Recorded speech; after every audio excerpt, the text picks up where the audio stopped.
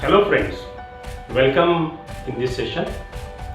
Today we are learning very interesting poem in our Mind Visual course Standard 9 1.3. Hope is the thing with feathers. It's a very well known and very famous poem which is written by Emily Dickinson. And Emily Dickinson is a very well known poetess from America. She is American poetess and she has written many poems. So at first we will learn about the poetess Emily Dickinson. Emily Dickinson, she was born in America in 1830 and died in 1886. She was an American poetess and one of the greatest and original poet of all the time.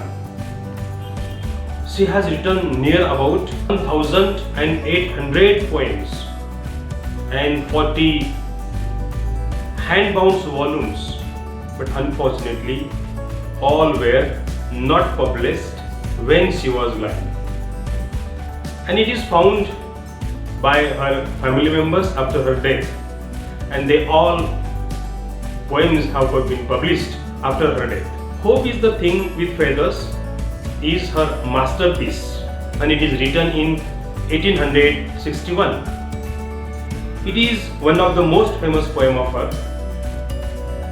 It is one kind of hymn of praise, HYMN, hymn of praise. That means a religious song or a prayer or honor to God or deity or nation, praise of something.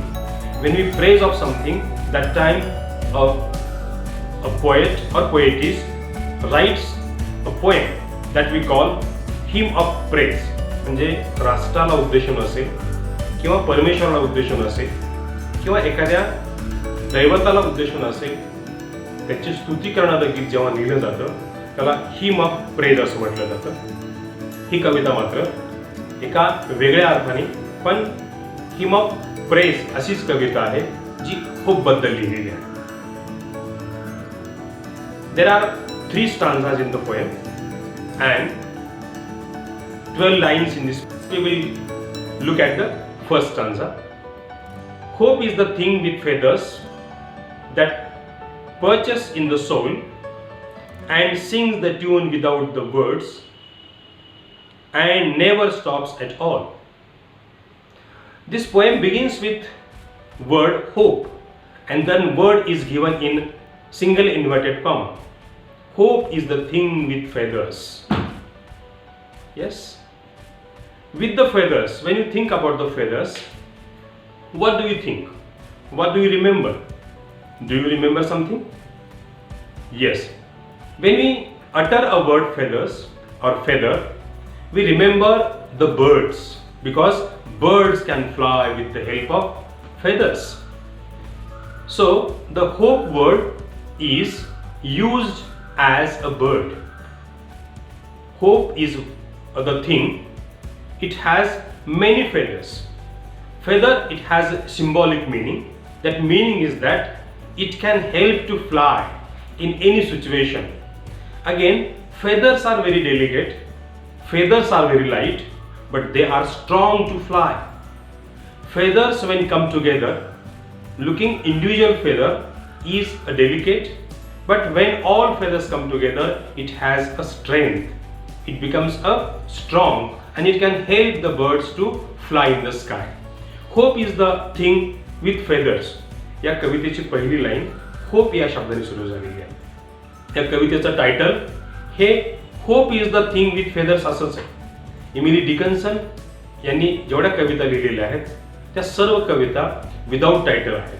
म्हणून त्यांच्या कविता लिहिताना किंवा अभ्यासताना त्यांच्या कवितेची पहिली line ही त्याला title म्हणून दिली जाते. जवळपास 1800 कविता लिहिलेल्या आहेत आणि त्यातली ही अतिशय मोस्ट फेमस आणि सगळ्यात जास्त अभ्यासलेली आणि सगळ्यात चांगली पोएम म्हणून अभ्यासली जाते. Hope is the thing with feathers. What is hope? Hope is used as a metaphor, म्हणजे एक प्रकारची उपमा दिलेली आहे होपला. आणि hope is, what is hope? Hope is as a bird. जसं बर्डसाठी फेदर्स असतात, इथं hope used as a bird, things with feathers. म्हणून आशा जी आहे माणसाच्या मनातली, होप, ज्याला आपण हिंदीमध्ये उमेद असं म्हणतो, इंग्लिशमध्ये होप म्हणतो आणि मराठीमध्ये आशा म्हणतो, ही पंखाप्रमाणे असते, पक्ष्यांच्या पंखाप्रमाणे असते. Hope compares with the free and courageous bird. Hope ही इनॅनिमेट थिंग आहे, ही ॲबस्ट्रॅक्ट थिंग आहे. दिसते का होप आपल्याला? No, hope is abstract, but hope is used as bird, and bird is a concrete. Bird आपल्याला दिसू शकतो. म्हणजे ॲबस्ट्रॅक्ट थिंग, एखादी अमूर्त कल्पना, ही मूर्त गोष्टीसोबत जोडून ती कवितेमध्ये लिहिलेली आहे. आणि म्हणून hope is compared as a bird. What type of bird? Free and courageous bird. मुक्त आणि अतिशय धाडसी पक्षी, अशा पद्धतीची कल्पना होप साठी केलेली आहे किंवा तुलना केलेली आहे. That perches in the soul. That perches. Where does it live? Where does it perch? कुठं राहते ही hope? In the soul. It perches means alights or roots in the human soul. Hope as a bird. And where does bird live? Bird lives in the nest. जसा पक्षी घरट्यात राहतो तसं hope कुठे राहते? It perches in the soul. मानवी आत्म्यात राहते. In the soul of human being or within the human soul, and sings the tune without the words. And that hope always sings. ती सतत गात असते. But what type of sings? The tune is there. Only tune आहे, म्हणजे स्वर आहे, धून आहे, ध्वनी आहे. Only tune is there without the words. पण शब्द नाही. That means our hope, it cannot be conveyed in words. Hope ह्याच्या थॉट्स असतात किंवा जी फिलिंग्स असते, ही इमोशन्स आहे, आणि it is not put in the words. ते शब्दांमध्ये व्यक्त करता येत नाही. इट इज ओनली बिंग हे होपफुल. पण ती आशा असते, ऑप्टिमिस्टिक आहे, ती पॉझिटिव्ह असते, गॉड गिफ्टेड क्वालिटी आहे. म्हणजे माणसाला ती हवीशी वाटते, पण माणूस व्यक्त करू शकत नाही. म्हणजे जी भावना असते ती होप जी आहे, ही होप ही मानवी भावना आहे आणि ही शब्दांमध्ये व्यक्त करता येत नाही. बट वी फील, पण आपल्याला ती जाणवत असते. वी फील इट्स एक्झिस्टन्स, त्याचं अस्तित्व आपल्याला जाणवत असतं. And that feeling is very good feeling. खूप चांगलं वाटतं, पण कसं वाटतं असं विचारलं तर आपण शब्दांमध्ये सांगू शकत नाही, किंवा काय होतंय हे पण आपण सांगू शकत नाही. That is the tune that and sing the tune without the words. आणि ती शब्दांशिवाय गुणगुणत असते, गात असते, किंवा त्याच्याच धुंदीमध्ये धूनमध्ये राहत असते. And never stops at all. And that hope does not stops. ती कधीही थांबत नाही, तिला कधीही खंड नसतो. Means hope is everlasting. It has not full stop. कितीही वाईट परिस्थितीमध्ये आपली होप आपल्याजवळ असते, and that is never stops at all. In any situation it is hope everlasting, ever shining and undefeatable. ती कधीही हार मानत नाही. कितीही वाईट परिस्थितीमध्ये जी होप आहे ही माणसाच्या मनामध्ये, माणसाच्या आत्म्यामध्ये वास्तव्य करते आणि माणसाला काहीतरी चांगलं होईल असं दाखवत असते. That is a end never stops at all. पहिल्या पोएममध्ये, पहिल्या लाईनमध्ये hope is the thing with feathers, हा द थिंग आणि फेदर्स यामध्ये TH असे 2 लेटर्स आलेले आहेत. हे कंटिन्यू आलेले आहेत. म्हणून इथली जी फिगर्स ऑफ स्पीच आहे या लाईन मधली, ती कन्सोनन्स अशी आहे. त्याला आपण कन्सोनन्स असं म्हणतो, कारण THE मध्ये TH आलेलं आहे, थिंग मध्ये TH आलेलं आहे, आणि फेदर्स मध्ये सुद्धा TH आलेलं आहे, विथ मध्ये सुद्धा TH आलेलं आहे. म्हणजे जवळपास 4 शब्दांमध्ये TH आलेलं आहे. म्हणून जेव्हा जेव्हा काही लेटर्स हे रिपीट होतात, विशेषतः कन्सोनंट रिपीट होतात आणि ते एकत्रित होतात, त्याला आपण कन्सोनन्स अशी फिगर्स ऑफ स्पीच असं म्हणत असतो. Second stanza. And sweetest in the गेल is heard, and sore must be the storm. that could abase the little bird that keeps so many worms. The second stanza begins with, and sweetest in the gale is heard. आणि ही जी hope आहे ही स्वेटेस्ट असते, खूप मधुर असते, तिची धून मधुर ऐकू येते. पण कधी? इन द गेल, in a very strong wind. जेव्हा प्रचंड वादळ असतं, वादळ हे सिम्बॉलिक शब्द वापरलेले आहे, म्हणजे प्रचंड अडचणीत जेव्हा माणूस असतो तेव्हा सुद्धा या होपची धून ही अतिशय मधुर ऐकायला मिळते. And the sweetest in the गेल इज हर्ड. या संपूर्ण कवितेमध्ये लक्षात आलं असेल की इमिली डिकन्सन या पोएटिजने एक वेगळ्या प्रकारचं पंक्च्युएशन वापरलेलं आहे. म्हणजे फुलस्टॉप ऐवजी डॅश वापरलेलं आहे. कधी दोन शब्दांमध्ये डॅश वापरलाय तर कधी शब्द संपल्यास डॅश वापरलेला आहे. तुमच्या लक्षात येईल कविता पाहत असताना. Means when there is a very most difficult situation it gives comfort. आपल्याला जेव्हा वाईट प्रसंगातून जावं लागतं, वाईट प्रसंगाला सामना करावा लागतो, तेव्हा त्याची धून जी असते, जी ट्यून आहे, sweetest it is heard because it gives us comfort. आपल्याला थोडासा आधार देते. And sore must be the storm, and sore must be the storm, again in a storm that can gives us a causing great pain. आपल्याला काही प्रमाणामध्ये यातना देतं हे वादळ. वादळ म्हणजे परत आपल्या मनापेक्षा किंवा परिस्थिती हाताबाहेर जाते, ज्याला आपण ॲडव्हर्स सिच्युएशन म्हणतो, प्रतिकूल परिस्थिती म्हणतो. या परिस्थितीमध्ये आपल्याला परिस्थिती यातना देत असते. पण hope is not defeated easily. पण आपली आशा ही हार मानायला तयार नसते. आपल्या होपला असं वाटत असतं की something will happen good after this situation. या सिच्युएशन नंतर चांगलं घडेल असं वाटतं. That could abash the little bird and that storm make us uneasy, that make us unsteady. Little bird असा शब्द वापरलेला. लिटल बर्ड म्हणजे अशी छोटीशी आशा, आपल्या मनातली छोटीशी उमेद, छोटीशी hope. Little hope like as a little bird it could abash. थोडी भांबावून जाते, घाबरून जाते. पण it does not accept the defeat that keep so many worms.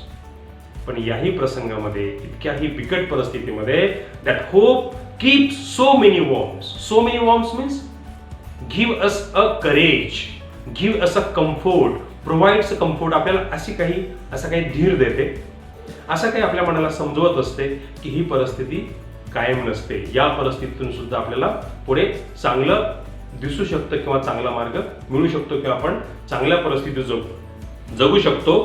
That keep so many worms. म्हणजे आपण जर थंडीत असो आणि थंडीनंतर जर आपल्या मनामध्ये असेल की आता काही वेळानंतर थंडी जाणार आहे, that make us give us a comfort. आपल्याला धीर दिला जातो किंवा छोटीशी आशा, आपल्या मनातली छोटीशी उमेद, छोटीशी hope. Little hope like as a little bird it could abash. थोडी भांबावून जाते, घाबरून जाते. पण it does not accept the defeat that keep so many warms. पण याही प्रसंगामध्ये, इतक्याही बिकट परिस्थितीमध्ये, that hope keeps so many warms. So many warms means give us a courage, give us a comfort, provides a comfort. आपल्याला असा काही धीर देते, असं काही आपल्या मनाला समजवत असते की ही परिस्थिती कायम नसते. या परिस्थितीतून सुद्धा आपल्याला पुढे चांगलं दिसू शकतं किंवा चांगला मार्ग मिळू शकतो किंवा आपण चांगल्या परिस्थितीत जगू शकतो. That keep so many worms. म्हणजे आपण जर थंडीत असो आणि थंडीनंतर जर आपल्या मनामध्ये असेल की आता काही वेळानंतर थंडी जाणार आहे, that make us give us a comfort. आपल्याला धीर दिला जातो किंवा एखाद्या वाईट प्रसंगातून आपण जातोय आणि वाईट प्रसंगानंतर आपल्याला हा प्रसंग संपेल काही काळानंतर असं जेव्हा वाटतं तेव्हा एक प्रकारचा धीर येतो. It is a spiritual expression about hope and it's impact on the human mind. एक प्रकारचं एक स्पिरिच्युअल, ज्याला आपण आध्यात्मिक विचार असं म्हणतो, हा विचार इमिली डिकन्सननी मांडलेला आहे. आणि हा असा आहे की मानवी मनामध्ये जर अपेक्षा असेल, मानवी मनामध्ये जर होप असेल, तर या होपमुळे माणूस कितीही वाईट परिस्थितीमध्ये आपला धीर सोडत नाही. I heard it in the chilliest land and on the strangest sea, at never extremity it asked the crumb of me. This is the last stanza and third stanza. I heard it, I heard it in the chilliest land. आणि poetess Emily Dickinson स्वतः I वापरते, personal pronoun वापरते, I heard. म्हणजे मी अनेक वेळेला असं ऐकलेलं आहे. इट हे ऐकलेले, होप ऐकलेली, मला होपची धून ऐकू आलेली. कधी? In the chilliest land. Chilliest land is a figurative meaning और it is a imagery. Chilliest याचा अर्थ, चिल म्हणजे खूप थंड, थंडीच्या ठिकाणी, पण असा अर्थ येत नाही. The most difficult circumstances, most difficult situation, most difficult that thing, अशा परिस्थितीत सुद्धा मला I heard it in the chilliest land आणि आय हर्ड द होप. या लाईन मध्ये तुम्ही जर पाहिलं तर आय हर्ड, हॅव आणि हर्ड याच्यामध्ये एच हा साऊंड आलेला आहे आणि हा दोन्ही साऊंड एकत्रित जेव्हा येतात तेव्हा आपण त्याला एलिट्रेशन असा फिगर्स ऑफ स्पीच म्हणत असतो. याच लाईन मध्ये परत आपल्याला इट, इन, चिलिएस्ट या तिन्ही शब्दामध्ये आय असा व्हावल साऊंड दिसतो आणि हा व्हावल साऊंड रिपीट झाल्यामुळे आपण याच लाईनला असोनन्स असं फिगर्स ऑफ स्पीच सुद्धा म्हणतो. And on the strangest sea I heard it in the chilliest land and on the strangest sea. आणि मी ही होप याची धून फक्त वाईट परिस्थितीत ऐकली नाही तर आणखी दुसरीकडे पण ऐकलेली. कुठे? And on the strangest sea. Strangest sea again very uncommon situation. म्हणजे यापूर्वी कधीही असा प्रसंग आला नाही, पण असा एखादा प्रसंग आपल्या आयुष्यात येतो ज्या प्रसंगाने आपण भांबवून जातो, घाबरून जातो. That is a strangest sea and that strangest sea is a waving ups and downs. खवळलेला समुद्र असं म्हणून, की जी आपली सिच्युएशन यापूर्वी कधी पाहिली नाही. At never extremity that situation that is not happen before. अशी परिस्थिती आहे की जी यापूर्वी कधी घडली नाही, कदाचित घडणार पण नाही. इन एक्स्ट्रीमिटी इतकी वर्स्ट सिच्युएशन आहे. It asked a crumb of मी. याही परिस्थितीमध्ये मला माझी होप सपोर्ट करते, मला माझी होप जगण्याची उमेद निर्माण करून देते. पण याच्या मोबदल्यात काय मागते का ती? No. It asked a crumb of me. त्याच्या मोबदल्यात ते काहीच मागत नाही. म्हणजे आपल्याला काही न मागता एक गोष्ट आपल्या आयुष्यात मिळते, दॅट इज अ होप. बाकीच्या गोष्टी आपल्याला कोणी मदत केली तर मदतीतून तो माणूस परत काहीतरी अपेक्षा करतो किंवा त्यांनी थँक्यू म्हणा असं अपेक्षा करतो. पण hope does not expect anything. काहीही एक्सपेक्ट करत नाही. And that is the great gift is given by the God. Poetic devices. या संपूर्ण पोएम मध्ये काही पोएटिक डिव्हायसेस वापरलेले आहेत. तर which are the poetic devices in this poem? The one poetic device is used, that is a personification. Personification म्हणजे एखादी निर्जीव वस्तू सजीव आहे असं समजलं जातं आणि ती सजीव आहे असं समजून तिला ट्रीट केलं जातं. याला आपण पर्सॉनिफिकेशन असं म्हणतो. म्हणजे inanimate thing is treated as animate thing. For example hope. Hope सजीव आहे का निर्जीव आहे? ॲब्सोल्युटली इट इज इनॅनिमेट, निर्जीव आहे. पण होप या थिंगला सगळ्या कवितेमध्ये एक पर्सन म्हणून वापरलेला आहे, एक ह्युमन बिंग म्हणून वापरलेला आहे. And it is used as a personification. याचं एक उदाहरण आपण पाहूया. It is not from the poem but it is from the outside the poem. Flowers dance in the garden. Actually we danced. पण एखादा माणूस जेव्हा असं म्हणतो flowers dance in the garden म्हणजे फुलं बागेमध्ये नाचले, याचा अर्थ काय? The flowers are treated as human being. दुसऱ्या फिगर्स ऑफ स्पीच या ठिकाणी वापरलेले imagery. And imagery is that to make reader perceive things through five sense organs. Eyes, nose, tongue, ears and skin. हे जे फाइव्ह सेन्स ऑर्गन्स आहेत याच्यामधून आपल्याला कुठली तरी प्रतिमा आपल्या डोळ्यासमोर येते, एक मेंटल इमेज आपल्या समोर दिसते, त्याला आपण इमेजरी असं म्हणतो. या पोएम मध्ये बर्ड याने एक आपल्या समोर एक इमेज येते, त्यासोबत फेदर्स, स्टॉर्म, लँड, सी असे काही वर्ड्स वापरलेले that can create image before us. Alliteration, just we have talked about it. I have heard in the chilliest land. Have heard. Repetition of the sound. Assonance. I heard it in the chilliest land. I हे vowel sound आलेला आहे आणि हा vowel sound आल्यानंतर त्याला आपण assonance असं म्हणतो. कन्सोनन्स पण आलेलं आहे, म्हणजे कन्सोनन्स साऊंड जेव्हा रिपीट होतो त्याला आपण कन्सोनन्स असं हे व्हॉवल साऊंड आलेला आहे आणि हा व्हॉवल साऊंड आल्यानंतर त्याला आपण असोनन्स असं म्हणतो. कन्सोनन्स पण आलेलं आहे, म्हणजे कन्सोनन्स साऊंड जेव्हा रिपीट होतो त्याला आपण कन्सोनन्स असं म्हणतो. Hope with the thing with feathers, TH हा कन्सोनन्स, हा कॉन्सोनंट किंवा हा ब्लेंड हा एकत्रित आलेला आहे आणि दॅट इज अ कन्सोनन्स. काही सिम्बॉल पण वापरलेले आहेत या पूर्ण पोएममध्ये, सिम्बॉलिक आहे poem. For example storm is used or gale is used, a difficult situation, very worst situation, very toughest situation in the life. आयुष्यातली अतिशय प्रसंग, बिकट प्रसंग आहे अशासाठी स्टॉर्म वापरलेलं आहे. सी वापरलेलं आहे, स्ट्रेंजेस्ट सिच्युएशन और स्ट्रेंजेस्ट सी. लँड वापरलेलं आहे. त्याचप्रमाणे होप वापरलेलं आहे आणि hope is use as light and delicate thing. ही इतकी नाजूक आहे, इतकी छोटी आहे, but it is a very strongest. म्हणजे जर आपण कंपॅरिझन केलं, चिलेस्ट लँड ही खूप मोठा प्रसंग आलाय, खूप मोठं दुःख आलंय, खूप मोठं संकट आलंय. या संकटामध्ये थोडीशी होप असेल तरीही माणूस त्याच्यावर मात करू शकतो. एक्सटेंडेड मेटाफर, ही संपूर्ण पोएम म्हणजे एक्सटेंडेड मेटाफर. मेटाफर याचा अर्थ काय? मेटाफर आपण अशा अर्थाने वापरत असतो की दोन गोष्टींची तुलना केली जाते आणि तुलना करत असताना ॲज किंवा लाईक हा शब्द वापरला जात नाही, पण तुलना केली जाते, त्याला आपण मेटाफर म्हणतो. पण संपूर्ण पोएम हीच एक मेटाफर आहे. याच्या अगोदर आपण मेटाफर म्हणजे काय बघूया आणि नंतर extended metaphor we can understand. And imaginative expression that refers to someone or something as another person or thing. म्हणजे एखादी गोष्ट काल्पनिकरित्या ती मांडत असताना दुसऱ्या कुठल्या तरी गोष्टीसोबत ती जोडली जाते आणि ती एक्सप्रेस केली जाते, त्याला आपण मेटाफर असं म्हणतो. For example, life is journey and life is compared with journey. Life कसा आहे तर एक प्रवास आहे, अशा प्रकारचा मेटाफर आपण अनेक वेळेला पाहिलेलं आहे. He is a shining star. Actually he is a person but he is a compared with a shining star.